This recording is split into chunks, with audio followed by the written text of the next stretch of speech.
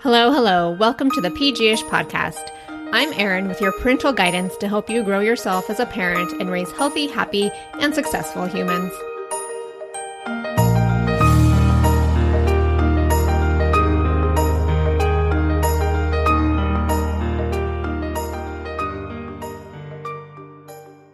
Hey friend, if you're feeling a little run down from the never-ending winter, one, I have hope that spring will be here very soon. My fingers are crossed, so hang in there.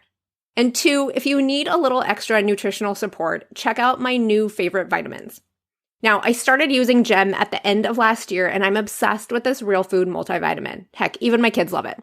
Not only are they bite-sized, so you can skip all the pill popping, but they're also delicious. I've been using the citrus ginger, and it has the right amount of zing and all of my daily needs to stay healthy, like vitamin D, zinc, pro and prebiotics, and B vitamins. This mighty gem has kept me going the last few months, and I think you'll love them too. Head to dailygem.co/PG-ish to get 50% off of your first order. All right, now I've been wading through some internal battles lately, and as I've processed them with some friends, I'm reminded that taking responsibility is not only hard, but that most people don't want to do it, me included. It's simply easier to shift blame or delegate tasks and responsibilities, just to take the easier path. And sure, I imagine most of us want a simpler life or to have someone come save the day, but that involves a lot of wishful thinking. This beautiful world sure can be messy and gritty, but at some point you have to own up to the role that you play in your own life. And as I lead my Weary to Revive course, which yes, you can still sign up for on my website, I realize that so many women are burnt out, weary, and at a loss, yet taking the class is not something they want to do. It requires work. It requires an internal look at the things that are keeping them stuck. Heck, I've been reevaluating my own life yet again as I develop the content. Now I know it's not fun, nor is it easy, but would you rather stay where you are, stuck, than do the work to move ahead? All right, don't listen to me. Listen to Jocko on today's clip. It is short and sweet and to the point, and perhaps even a little bit blunt because, well, it's Jocko, who is a decorated retired Navy SEAL officer, podcast host, leadership instructor, and coach. Now, you'll hear him say, when a team takes ownership of their problems, the problems get solved. But think about it. How often do you let things linger or sweep them under the rug? Okay, perhaps his delivery isn't as nice as you'd like it to be, but he's right. There should be no excuses for the problems that you may be experiencing within your own home.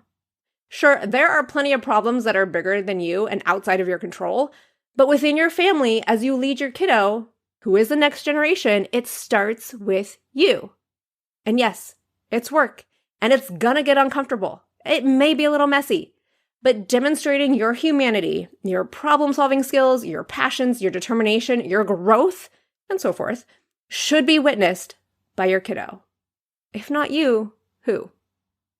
All right, enough of me talking. Check out Jocko. And I will tell you something. It hurt. It hurt my ego. It hurt my pride to take the blame. But I also knew that to maintain my integrity as a leader and as a man, I had to take responsibility. And in order to do that, I had to control my ego so that my ego did not control me. And you know what? I didn't get fired.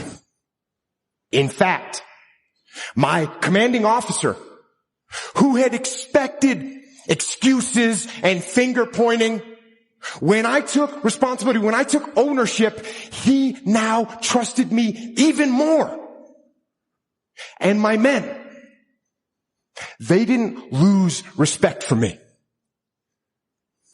Instead, they realized that I would never shirk responsibility. And I would never pass that heavy burden of command down the chain and onto them. And you know what?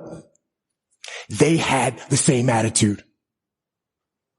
Unlike a team where no one takes ownership of the problems and therefore the problems never get solved, with us, Everyone took ownership of their mistakes. Everyone took ownership of the problems. And when a team takes ownership of its problems, the problems get solved. And that is true on the battlefield, it is true in business, and it is true in life. So I say, take ownership. Take extreme ownership. Don't make excuses. Don't blame any other person or any other thing. Get control of your ego. Don't hide your delicate pride from the truth. Take ownership of everything in your world, the good and the bad. Take ownership of your mistakes. Take ownership of your shortfalls. Take ownership of your problems. And then take ownership of the solutions that will get those problems solved. Take ownership of your mission. Take ownership of your job, of your team, of your future, and take ownership of your life. And lead. Lead.